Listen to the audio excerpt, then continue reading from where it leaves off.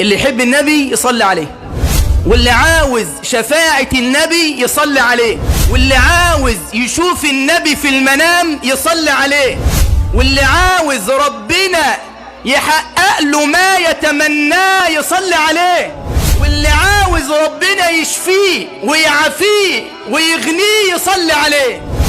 أول امبارح لقيت واحد بعت لي رسالة صوتية بيقول لي يا شيخ بالله عليك تسمعني. قلت له تحت أمرك. اسمع كده الجملة اللي هتسمعها مني دي. بيقول لي يا شيخ أنا بقالي شهر ما شفتش النبي في المنام. ما تصلي عليه. انت خلي بالك، شفت انا هعمل ايه؟ انا عملت كده اهو ماشي، ورحت جاي فتح التليفون تاني يا حاج محمد علشان اتاكد من الرساله. بيقول لي ايه؟ بيقول لي يا شيخ انا بقالي شهر ما شفتش النبي في المنام. يا نهار ابيض. قلت لا بقى ده ما ينفعش رساله صوتيه، ده احنا لازم نتصل عليه يا حاج رضا. بقول له انت بتقول ايه؟ بيقول لي انا بقالي شهر ما شفتش النبي في المنام. قلت له بقالك شهر ما شفتش النبي في المنام؟ امال يعني النبي كان بيجي لك قبل كده؟ قال لي يا شيخ والله، وبيعيط اقسم بالله بيعيط، بيقول لي النبي محمد بيجي لي في الشهر 3 مرات. ما تصلي عليه. وبقالي شهر النبي ما جاش ليا يا شيخ محمد. قلت له طب ما تقول لي بس كده، انا نفسي اشوف النبي في المنام، اعمل ايه؟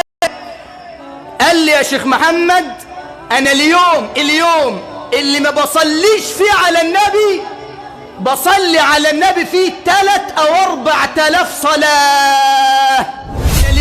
اليوم اللي ما بصليش فيه على النبي بصلي على النبي فيه 3 أو 4000 صلاة. وده ورد معايا، بصلي على النبي كل يوم على قدر المستطاع، بس أقل يوم بصلي فيه على النبي بيصلي كم مرة؟ 3000 مرة. بيقول لي من ساعة ما مشيت على الصلاة على النبي بالطريقة دي بشوف النبي كل شهر 3 مرات. ما تصلي على الحبيب. والله العظيم أقسم لي بالله إنه جه في يوم وليلة صلي على الحبيب 18000 مرة.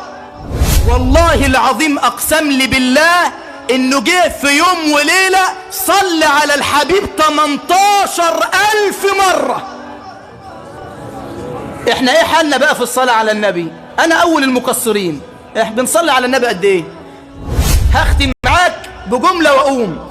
لو عاوز تعيش في الدنيا قبل الآخرة من السعداء اجعل لك وردا في الصلاة على خير الأنبياء. لو عاوز تعيش في الدنيا قبل الآخرة من السعداء اجعل لك وردا في الصلاة على خير الأنبياء. اللي يحب النبي يصلي عليه.